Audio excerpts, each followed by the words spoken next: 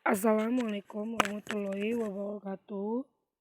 Shalom, selamat pagi, salam sejahtera bagi kita semua, salam sehat.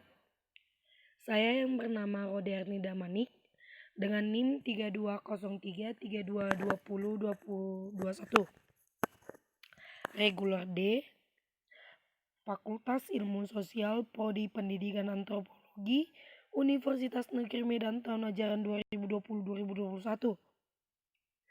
Pada video ini, saya akan memaparkan atau menjelaskan tugas luring pengantar ilmu sosial yang diampu oleh dosen Daniel Rape Simanjuntak SOS MSI. Pada video ini saya akan menjelaskan ketimpangan sosial. Ketimpangan sosial yang berada di sekitaran atau di lingkungan rumah saya. Contoh ketimpangan tersebut yang pada umumnya terjadi di lingkungan atau di sekitaran tempat tinggal saya ialah ketimpangan pada pendidikan. Dalam hal ini, ketimpangan kerap kali terjadi dalam lingkungan masyarakat sekitar saya yang di mana terdapat keluarga yang tidak mampu membiayai sekolah anaknya yang tinggi, yang akhirnya putus sekolah atau berhenti sekolah. Ketimpangan ini dapat dijumpai juga di berbagai wilayah Indonesia lainnya.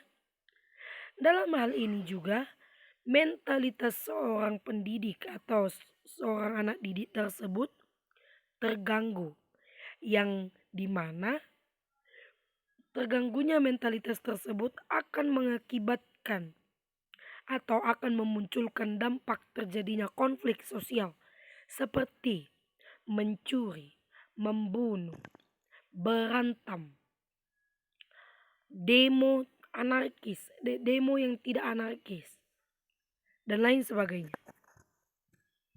Nah, di samping itu, ketimpangan pada pendidikan tersebut ada faktor yang mempengaruhi hal tersebut.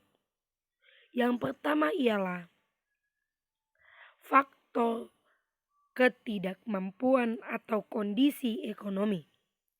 Kondisi ini kerap kali menjadi hal yang memicu atau yang mendorong atau yang mempengaruhi terjadinya ketimpangan pendidikan. Ketidakmampuan ini terjadi karena biaya pendidikan yang terlalu tinggi. Nah, di sini saya kasih contoh.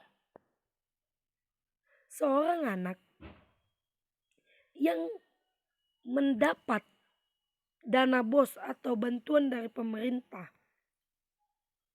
bersekolah di suatu sekolah yang dimana kondisi keluarga mereka tidak mampu untuk melanjutkan sekolah anak tersebut, walaupun anak tersebut mendapat dana BOS atau bantuan dari pemerintah.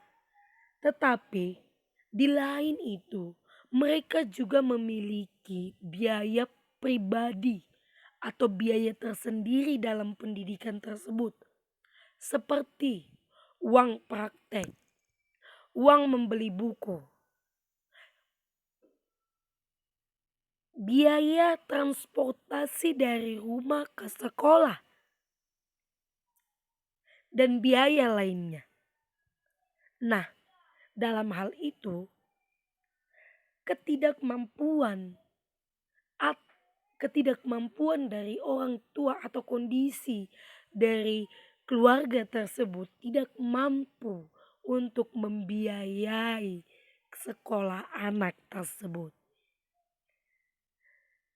Maka dari itu, ketidakmampuan atau kondisi ekonomi sangat berpengaruh terhadap bidang pendidikan. Yang kedua, mentalitas. Selain ketidakmampuan menganyam pendidikan yang layak, mentalitas para pendidik dan pelajar juga berpengaruh terhadap ketimpangan di bidang pendidikan. Mentalitas pendidik yang mengajar demi materi semata akan menghasilkan para terpelajar yang tidak berkualitas.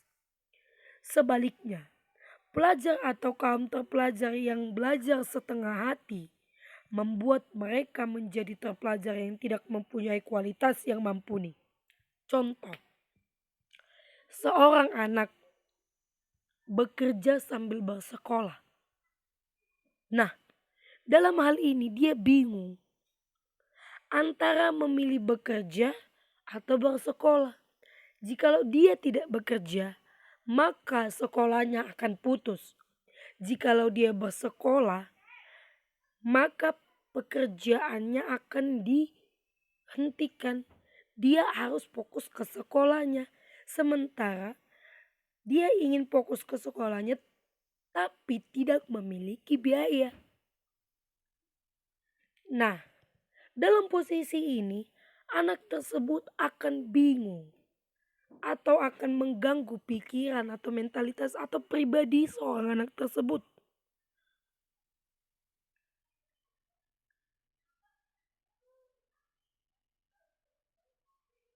Nah, pada mentalitas ini sangatlah di sangat sangat diprihatinkan karena jikalau tidak bersekolah, mentalitas anak tersebut akan cenderung ke bawah, tidak menaik atau tidak kuat. Karena di sekolah diajarkan mendidik mentalitas. Sementara dia harus bekerja. Di pekerjaan dia tidak dididik mentalitasnya. Ya udah, begini saya ya beginilah.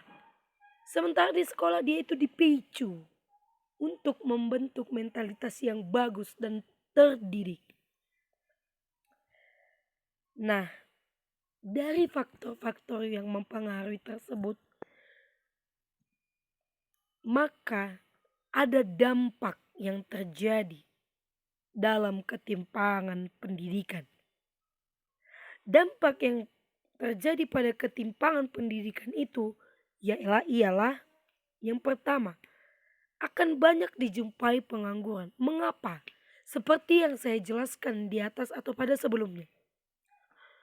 Jika seorang anak putus sekolah, dia mau jadi apa? Bekal yang didapat aturan di sekolah tersebut tidak didapat dia. Bekal atau pelajaran-pelajaran yang didapat di sekolah tersebut untuk mendorong dia ke tempat pekerjaannya tidak didapat dia. Maka pekerjaan akan atau lapangan pekerjaan atau instansi-instansi yang membuka lowongan pekerjaan tidak menerima dia karena tidak memiliki tamatan atau akhiran dari sekolahnya. Maka dia akan menjadi pengangguran. Yang kedua, akan terjadi beberapa konflik sosial seperti mencuri, membunuh, dan perbedaan kedudukan atau stratifikasi sosial. Nah, di sini saya akan memaparkan ulang tentang mentalitas pada faktor yang mempengaruhi ketimpangan pendidikan tersebut. Dari kurangnya atau tidak dibentuknya mentalitas seorang anak tersebut akan menimbulkan beberapa masalah sosial di masyarakat dan akan menimbulkan stratifikasi sosial atau kedudukan sosial. Yang ketiga, akan banyak dijumpai masyarakat yang kurang mampu dalam pendidikan. Contoh, seorang anak berjumpa dengan temannya. Anak ini hanya berpendidikan SMP, sementara anak yang satu berpendidikan SMA. Pada pertemuan tersebut, mereka membicarakan beberapa pokok-pokok pendidikan atau hal-hal pendidikan. Anak yang tamatan SMP tersebut akan diam. Dia tidak mengerti bagaimana pendidikan atau proses belajar mengajar di SMA. Kenapa? Karena dia tidak menduduki SMA. Dia berhenti pada SMP saja. Mengapa dia berhenti? Karena dipengaruhi oleh kondisi ekonomi tadi.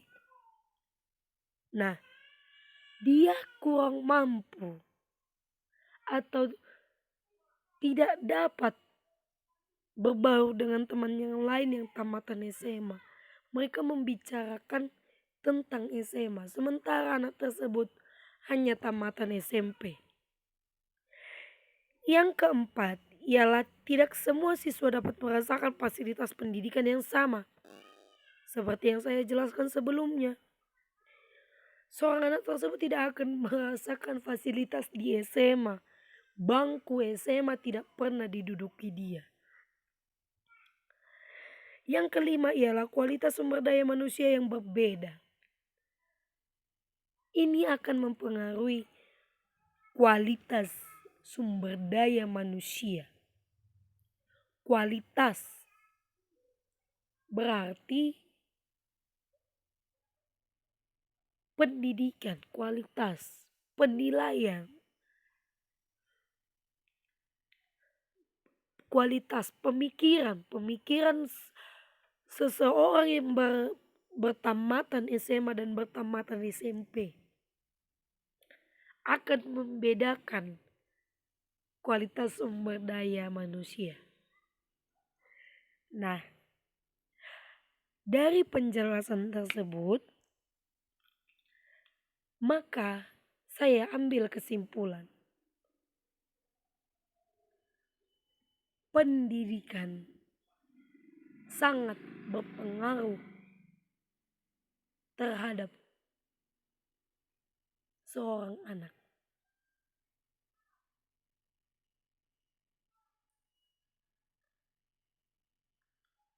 Pendidikan seharusnya 9 tahun minimal pendidikannya. Mengapa tidak sampai 9 tahun? Yang pertama itu karena faktor biaya ekonomi. Nah, di samping itu, pemerintah menggerakkan atau memarakkan dana BOS atau bantuan pemerintah. Solusinya, jangan memboroskan diri atau berhemat-hemat. Dan digunakanlah program-program pemerintah yang telah diluncurkan kepada sekolah dan kepada para keluarga. Pemerintah juga sudah meluncurkan untuk program biaya keluarga dan sekolah anak. Nah, sampai di situ penjelasan presentasi atau paparan dari tugas saya. Jikalau ada salah berkata, salah tutur kata, tidak sopan, saya mohon maaf. Tidak ada manusia yang tidak luput dari kesalahan.